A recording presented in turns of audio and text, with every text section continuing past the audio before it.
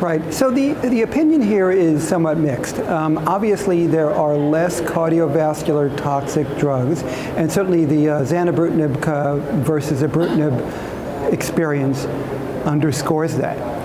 The question is whether is that cardiotoxicity of significance enough to stop taking the drug, reduce the dose, or get onto another BTK inhibitor.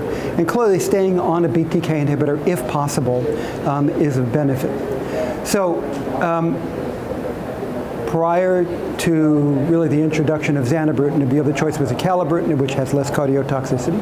Zanubrutinib, less cardiotoxicity than Ibrutinib. And so that has now really been the BTK inhibitor of choice for first-line patients.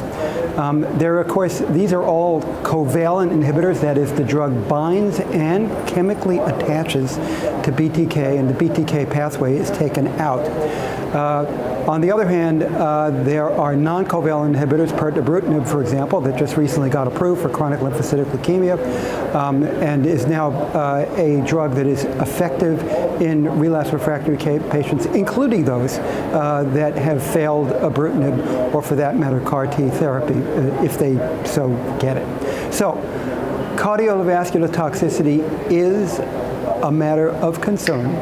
There are choices to be made. Patients could stay on Ibrutinib. They may or may not develop cardiotoxicity, and if they do, some cardiologists feel that this is a manageable event or an event of not worth treating. On the other hand, now that there are drugs that are less cardiotoxic, those drugs may be a choice for CLL patients.